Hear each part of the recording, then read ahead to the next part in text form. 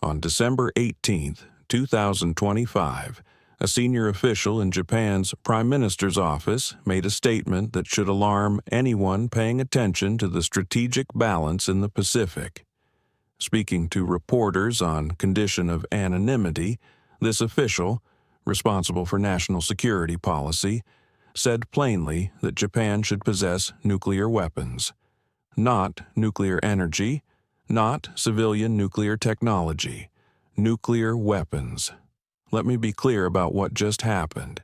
This is the most explicit, high-level call for Japanese nuclear armament in 80 years, and it comes from a government official with direct access to Prime Minister Sanae Takaichi, who has already hinted at revising Japan's long-standing non-nuclear principles. The response was swift and furious. Within 48 hours, Russia's Deputy Foreign Minister Andrei Rudenko told the TASS news agency that Moscow's attitude toward Japanese nuclear weapons discussions is absolutely negative. He went further. He said Japan's militarization would only make the situation in Northeast Asia worse and would entail due countermeasures from countries who see this militarization as a threat. That is diplomatic language. What it means in operational terms is tactical nuclear deployments in the Kuril Islands, advanced air defense systems positioned to cover Japanese airspace, and hypersonic missiles programmed to target American bases on Japanese soil.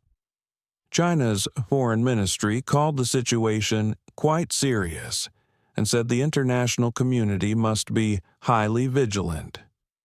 North Korea's state media demanded that Japan's nuclear weapons aspirations must be fully contained. 3 major nuclear powers issuing warnings within 72 hours. That does not happen over rhetorical posturing. It happens when a threshold is about to be crossed. And the threshold here is not hypothetical. Japan is what strategic analysts call a latent nuclear state. That term means a country that possesses all the technical components, infrastructure, and materials necessary to build nuclear weapons, but has chosen not to weaponize. Japan has 45.5 tons of separated plutonium. 9 tons are stored domestically. The remaining 36.5 tons are held in France and the United Kingdom under reprocessing agreements. To put that in perspective, a single nuclear warhead requires roughly 8 kilograms of weapons-grade plutonium. Japan has enough material for hundreds of warheads. They also possess a complete nuclear fuel cycle, meaning they can enrich uranium, reprocess spent fuel, and manufacture weapon cores without external assistance. The technical capacity is not theoretical. It is operational. Japan could produce deliverable nuclear weapons in months, not years. This is not new information. What is new is the willingness to say it publicly. For 80 years, Japan has maintained what are known as the 3 non-nuclear principles: not possessing, not producing, and not permitting the introduction of nuclear weapons onto Japanese territory. These principles were formalized in 1967 and have been upheld by every Japanese prime minister since. They are not codified in law. They are political commitments rooted in Japan's unique status as the only nation ever attacked with atomic weapons. Hiroshima and Nagasaki are not abstract historical events in Japan. They are living memory, passed down through generations, embedded in national identity. The bombing of those 2 cities killed over 200,000 people, most of them civilians. The long-term effects of radiation exposure continued for decades. Japan built its post-war identity around pacifism and nuclear abolition. That identity is now being questioned at the highest levels of government. The legal framework is more complex than most people realize. Japan's constitution, drafted under American occupation after World War II, includes Article 9, which renounces war as a sovereign right and prohibits the maintenance of armed forces for settling international disputes. For decades, this was interpreted as a complete ban on offensive military capabilities. But in 1965, the Cabinet Legal Bureau, the body responsible for constitutional interpretation, determined that Article 9 does not technically prohibit Japan from possessing nuclear weapons, so long as they meet the minimum necessary requirement for self-defense. In 1970, the then director of the Japanese Defense Agency issued a white paper stating that small-yield, tactical, purely defensive nuclear weapons would be permissible under the Constitution. Successive governments have acknowledged this interpretation while politically committing not to pursue nuclear armament. That gap between constitutional permissibility and political commitment is where the current debate is happening, and what changed is not the legal framework. What changed is the security environment. Let me walk you through the timeline because the sequence of events matters. On November 7, 2025, Prime Minister Sanai Takaichi told the Japanese Diet that a Chinese naval blockade of Taiwan could be classified as a survival-threatening situation under Japanese law. That legal designation would permit the mobilization of Japan's self-defense forces. It was the most explicit statement linking Japanese military action to a Taiwan contingency ever made by a sitting prime minister. Beijing's reaction was immediate and hostile. China's foreign ministry accused Japan of extremely dangerous remarks and warned that Tokyo must deeply reflect on its history. Russia's foreign ministry spokeswoman Maria Zakharova said Japan's statement showed it had not learned the lessons of World War II. Both countries issued a joint statement on December 3rd, saying they had reached strategic alignment on issues related to Japan and agreed to resolutely uphold the outcomes of World War II victory. Then came December 9th. Russian and Chinese military forces conducted an 8-hour joint air patrol around Japan. Two Russian Tu-95 nuclear-capable strategic bombers flew from the Sea of Japan into the East China Sea, where they rendezvoused with two Chinese H-6 bombers. 4 Chinese J-16 fighter jets joined the formation. Together, they flew between Okinawa and Miyako Islands, circling Japanese airspace in what Japanese Defense Minister Shinjiro Koizumi called a show of force against our nation, which is a serious concern for our national security. Japan scrambled F-15 fighters to monitor the patrol. South Korea scrambled F-16s when the formation entered its air defense identification zone. This was not routine. Joint Russia-China bomber patrols near Japan have occurred before, but the scale, duration, and timing of this operation were deliberate. It was a message. The message was, if you talk about intervening in Taiwan, this is what you will face. The calculation in Moscow and Beijing was that this show of force would intimidate Tokyo into silence. That calculation was wrong. 9 days later, on December 18th, the senior official in Takaichi's office told reporters that Japan should acquire nuclear weapons. The statement was not off the cuff. It was not a personal opinion disconnected from government policy. It was a signal, and the timing makes it clear what that signal was responding to. Russia and China sent nuclear-capable bombers. Japan's response is to discuss becoming a nuclear power. That is not escalation for its own sake. That is deterrence logic. If you threaten us with nuclear-capable platforms, we will develop our own nuclear capability. The problem is that once this process begins, it is very difficult to stop. Russia's deputy foreign minister used the phrase, "do countermeasures." Let me translate what that means. Russia already maintains significant military infrastructure in the Kuril Islands, which Japan claims as the Northern Territories. These islands have been under Russian control since the end of World War II, and the territorial dispute has prevented the two countries from signing a formal peace treaty.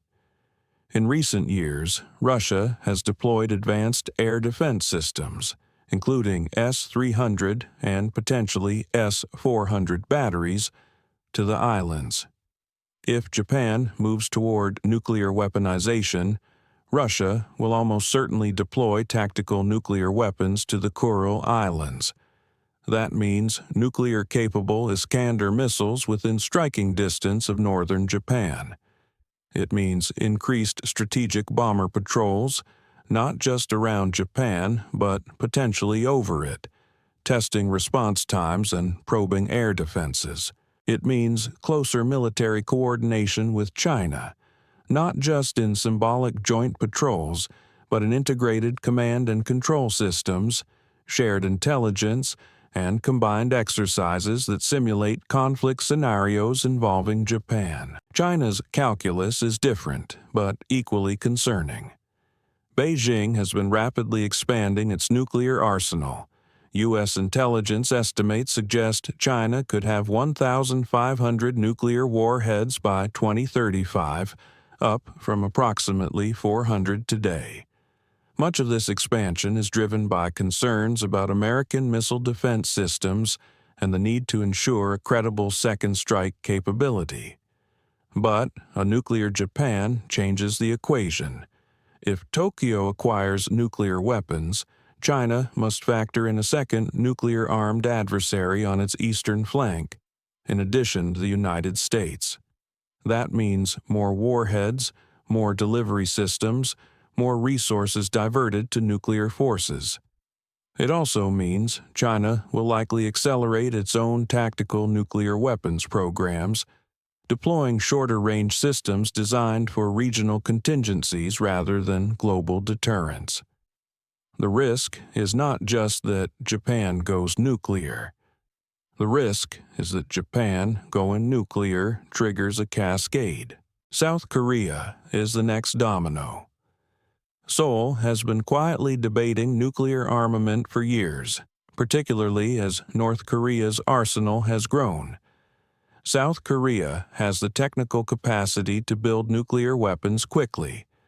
It has advanced nuclear energy infrastructure, plutonium stockpiles from civilian reactors, and sophisticated missile technology. The political barrier has been the U.S.-South Korea alliance and the extended nuclear deterrence Washington provides. But if Japan, South Korea's historical rival and a fellow U.S. ally, acquires nuclear weapons, the political calculus in Seoul shifts dramatically. South Korean public opinion polls already show growing support for indigenous nuclear weapons, particularly among younger generations who are less committed to denuclearization norms. If Japan crosses the threshold, South Korea will follow. It is not a question of if. It is a question of how quickly. Taiwan is more complicated, but no less important. Taiwan does not have the same overt nuclear infrastructure as Japan or South Korea, but it has tried to develop nuclear weapons before. In the 1970s and 1980s, Taiwan ran a covert nuclear program that was eventually shut down under intense American pressure. The technical knowledge did not disappear. The question for Taiwan is whether a Chinese invasion threat becomes imminent enough to justify the international isolation that would come with nuclear breakout. If Japan and South Korea both go nuclear, and if the United States appears unable or unwilling to defend Taiwan conventionally, Taipei's calculation could shift. The problem is that China would almost certainly launch a preventive strike if it believed Taiwan was on the verge of acquiring nuclear weapons. That is a scenario no one wants to contemplate, but it is a scenario that becomes more plausible if the nuclear taboo in East Asia collapses. The broader question is what happens to the Nuclear Non-Proliferation Treaty. Japan is a signatory to the NPT. Under Article 2 of the treaty, non-nuclear weapon states pledge not to acquire or develop nuclear weapons.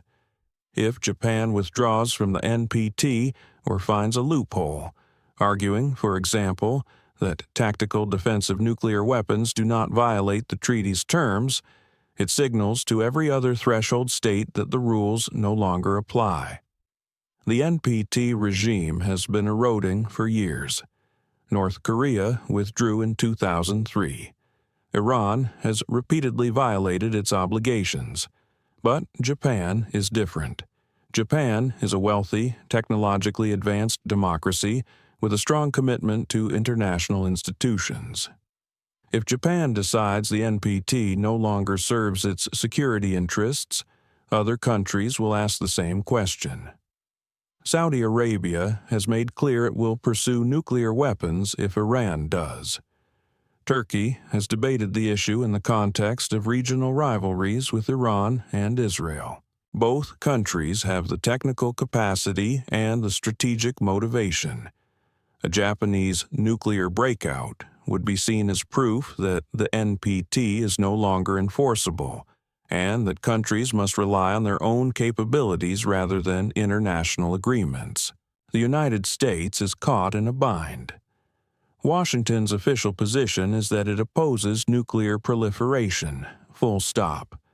But the reality is more complicated. Japan is America's most important ally in the Pacific. The U.S.-Japan alliance is the cornerstone of American strategy in East Asia.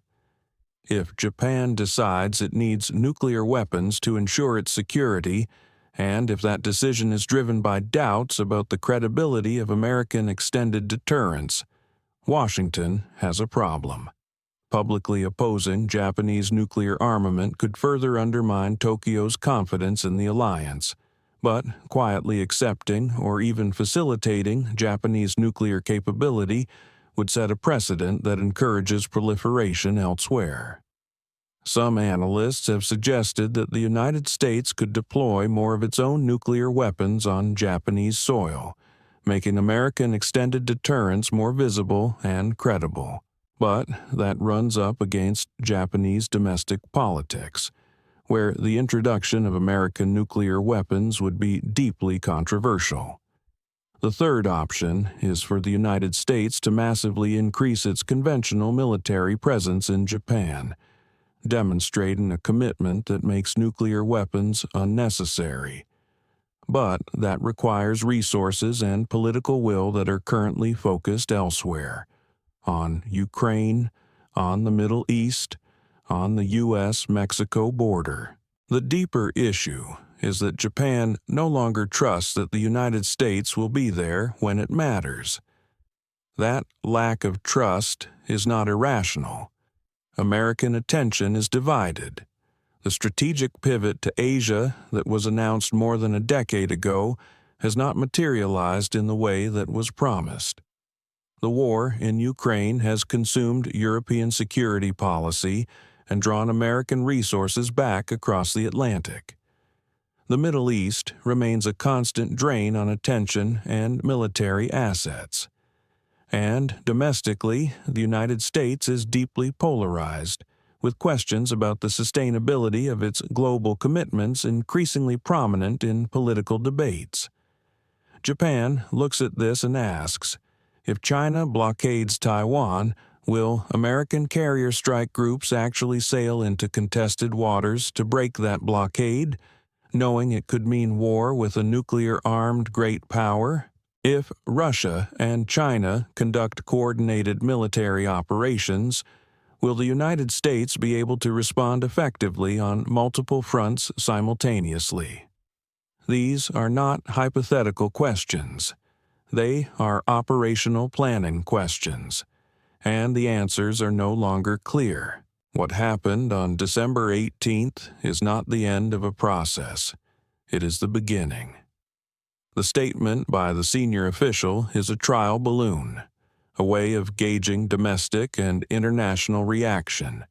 If the backlash is severe, the Japanese government can distance itself, claiming the statement was unauthorized or taken out of context. But if the reaction is manageable, if the international community issues warnings but takes no concrete action, and if Japanese public opinion is more receptive than expected, then the conversation moves forward. The next step would be a formal debate in the Diet about revising the interpretation of Article 9 or amending the 3 non-nuclear principles. That debate would take months, possibly years. But the direction of travel would be clear, and once that direction is established, it is very hard to reverse. The question is not whether Japan can build nuclear weapons. The question is whether the international system can prevent it, and right now, the answer appears to be no. Russia and China will threaten countermeasures, but those threats are more likely to accelerate Japanese nuclear development than stop it. The United States will urge restraint, but without offering credible alternatives that address Japan's security concerns. The international community will condemn proliferation, but condemnation without enforcement is just words. And Japan, looking at its neighborhood, a nuclear-armed North Korea, a rapidly nuclearizing China, a Russia that deploys strategic bombers for intimidation, and a United States whose commitments are increasingly in question, will make the calculation that survival requires self-reliance. That is the logic of nuclear proliferation. It is not driven by aggression. It is driven by fear. And right now, in the Pacific, fear is winning. The statement on December 18th was not a policy decision, but it was a warning. Japan is preparing for a world in which it cannot rely on anyone else for its security. And if that preparation includes nuclear weapons, the consequences for regional stability, for arms control, and for the global non-proliferation regime will be profound. This is not speculation. This is the trajectory we are on. And unless something changes, unless the United States demonstrates unshakable commitment, unless China moderates its military expansion, unless Russia stops using nuclear intimidation as a tool of coercion, Japan will cross the nuclear threshold. And when it does, the Pacific will look very different than it does today.